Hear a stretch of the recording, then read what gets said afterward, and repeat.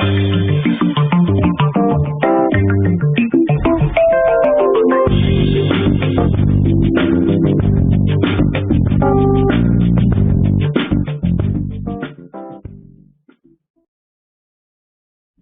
and welcome everybody. This is International Master Sam Shankland, and today I would like to continue my series on sort of the Queen's Gambit positions.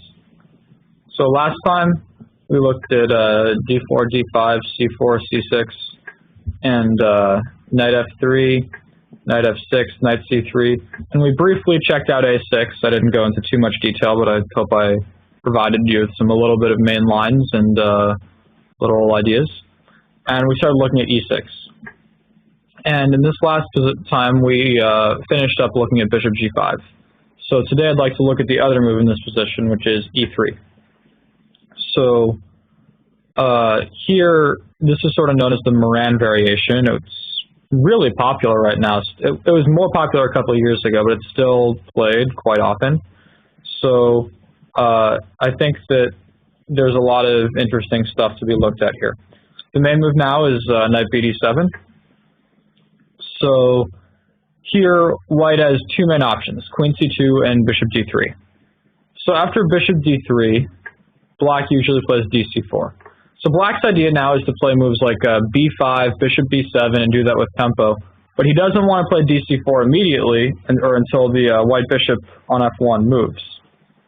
So after d takes c4, bishop c4, b5, bishop d3, we get sort of the proper Moran variation rather than the delayed Moran. So this is a very interesting line. It was played many times in the Kramnik-Anand match, which happened, I think, a year and a half ago or so, where Anand won two extremely nice games on the black side of this variation. There's lines that go like bishop b7 and then e4, b4 with some complicated play.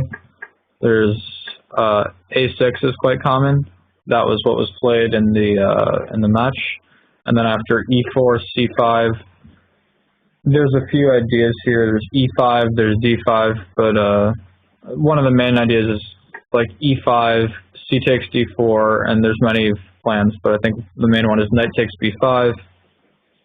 And Anand was consistently playing a takes b5, e takes f6, g takes f6. And his plan was often to play moves like bishop d6, rook g8, bishop b7, and really put pressure against the white king side where he's likely to castle. Meanwhile, he's going to keep his king on like e7 or something. And there were a lot of very interesting games. I know fellow chess.com employee Vinay Bhatt played one last year's World Open almost a year ago against a guy I mentioned last week, Meskin Amanov, which was a game where he said after 20 moves, which is only 8 moves from this position, they had both used up nearly all their time. And okay, Vinay ended up winning the game, so go chess.com. But this is a very interesting position. I think there's some lines that go so castle, bishop b7, queen e2, rook bishop d6, or something like this. Rook g8, g3, bishop d6, lines like these, bishop b5, and I remembered, so queen b6, a4, king e7, rook d1. I'm just trying to show sort of the main variation, and rook g4. And in this position, okay, white has 2 extra pawns on the queen side, and black has 2 extra pawns in the center. Both sides seem to have very good attacking chances against the opposite king. And here Kramnik, who is playing Anand, is white in this game, came up with a really nasty idea. He played bishop f4, which at first looks insane, just hanging the bishop, but then after bishop takes f4, you see the point is knight takes d4, hitting the rook on g4. And if the rook moves away, let's say rook g7, well, you're going to start to sacrifice some stuff, and black's going to come under some very serious attack. And a game did go like this. I don't remember exactly how the entire game finished, but black ended up winning in a very crazy, wild game. So I think that there's much to be looked at here. It's very concrete, and it's hard to play these positions without being super well prepared, but sort of to give the general overview, it's that you're going to try to white's going to try to attack in the center, keep his queenside pawn mass, and hold his king safe, and black is going to try to use his center pawn mass, keep his king safe, and attack the white king side. It's a lot of rich positional ideas here. I think it's a very interesting variation. For example, even another move here, rook takes f4, looks quite interesting. Rook g8 check. I don't even know if, I'm sure this has been looked at before. This is the first time I've seen it. I just looking at it right now. I didn't prepare to look at this variation. I just thought this looked interesting. It just hit me. So lots to look at there. There's other lines, of course, too. One of them being, like in this position, I think knight takes e5 has been played a few times. The idea that after knight e5, a b5, bishop d5 check, we have again sort of a similar position where white has the two extra pawns on the queen side and black has the extra pawns in the center. Although here I think white's lead in development is a little bit more pronounced. Although I think after bishop d7, knight takes d7, queen a5 check, bishop d2, queen takes b5. Position is relatively playable for black, although my feeling is white should be a little bit better. I'm certainly not ready to prove that yet because I don't really play this position for either side. But I remember I've looked at this before and I thought black was doing all right, but white probably was maybe a little bit better. And yeah, this was a very interesting line. There's other ways of playing for white too, other than e5. He can play d5 in this position as well.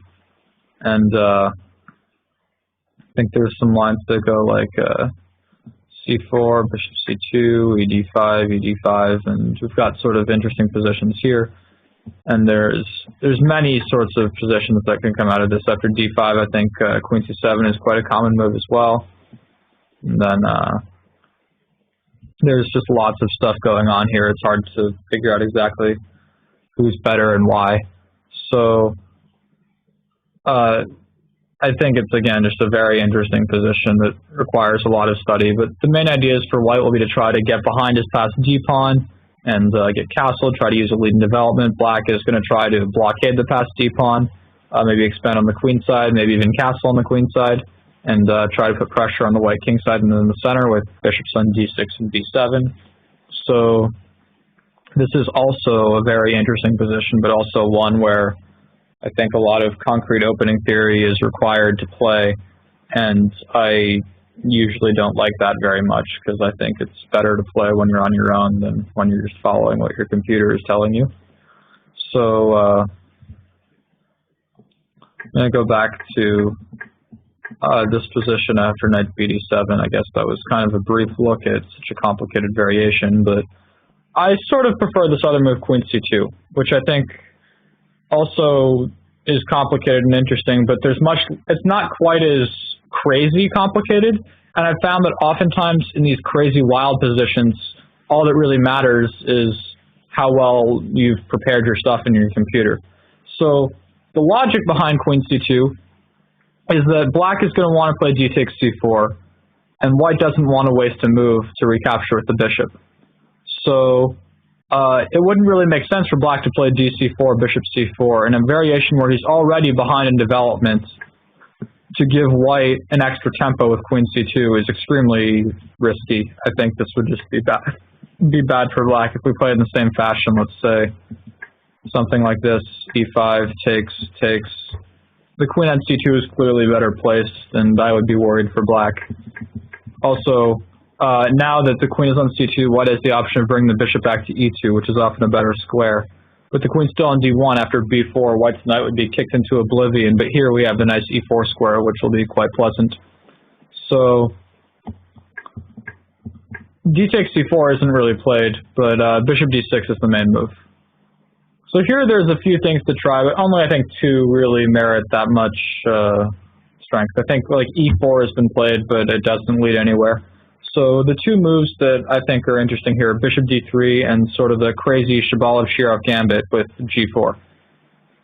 So I kind of like g4. So the idea of this move is to gain space on the king side. Tactically, the point is if knight takes g4 after rook g1, black is going to have some trouble with his g7 pawn. And white's plan is going to be to attack in the center on the king side and to castle on the queen side. So with this happening, I think that black is probably a bit worse. So knight takes g4 is not the main move. There's d takes c4 with the idea that after g5, the knight now has the d5 square to go to. And there's h6, which prevents g5 kicking the knight away, but it does let white open some lines with g5. So this would be extremely interesting, I think, but probably, yeah, it's just interesting. I'm going to leave it at that because this actually is a variation that I like to play for white, and well, I'm still an active tournament player. I can't give up all of my preparation, of course, to just anybody who has a chess.com membership. But because I will say that the main moves here are rook g1, bishop d2, and h3, all of which have the ideas of castling queenside at some point, playing g5, opening the king side, and getting a very sharp game. And if dc4, I think after bishop c4, a very strong idea for black is e5. But it's very logical. I forget who said it. Maybe it was Botvinnik, that if someone's attacking on the flank, you should counterattack in the center, and that's exactly what black's doing. Although he is offering a pawn after g5, knight d5, because after g5 it would be a very sad concession to have to go to h5 or g8, but and g4 I'm sure will just get trapped. But after knight d5, if white wants to take the pawn, he has to give up the bishop here, because if he takes with the knight after cd5, pawn on d5 is immune due to some tactical trickery. So, but if he takes with the bishop, then in this position after queen a5 check knight c3, white's good. But after castles, white is a little bit undeveloped. His pieces are definitely coming under attack, and his king is certainly not the safest. Black also has the bishop pair. I think black has more than enough compensation for the pawn. Black has won many games from this position. So normally after knight d5, white's played bishop d2 here. He's played knight e4 here. There's been some interesting games. I remember one game that Nikolevsky, very strong Israeli grandmaster, played, which went knight e4, bishop b4 check, bishop d2, take, castle, castle. Or sorry, not castles for black, because then e5 was hanging. He plays queen e7 first, castle, castle. Now an interesting move, bishop b3. And white's idea is that black wants to develop his c8 bishop, but to do that he has to move his knight. If he moves his knight, he loses e5, so black is going to have to do something about the d4 pawn first. And he doesn't want, after e takes d4, queen takes d4, the knight to get to b6. But white also doesn't want to take on e5, because that accelerates black's development. So after rook e8, which was played in the game, white came up with actually a really nasty idea, I thought, with rook hg1, saying, okay, go ahead and take on d4, see what I care. And now, if black doesn't accept the knight sacrifice, it's going to be worse very quickly with moves like rook de1, and coming up, he's got very big problems. But after queen takes e4, a rook coming to e1 will take the rook on e8, and it's actually extremely important which rook goes to e1 in this position. But when it comes down to it, I'm pretty sure rook d to e1 is the better move. And after queen takes f3, rook takes e8, knight f8. The point is now white can play bishop takes d5. Queen takes d5 and queen b4 seems to win. The difference is that if white's rook were on d1, black could take g5 with check here and have a winning position. So I'll show that real quick. If white had played rook ge1, queen takes f3, rook takes e8, check knight f8. At the moment, black is up material, but his pieces are undeveloped and his king is exposed. So bishop d5, queen d5, if queen b4 here, then after queen takes g5 check, white seems to be losing. If king b1, then bishop f5 check, picks up the rook on e8.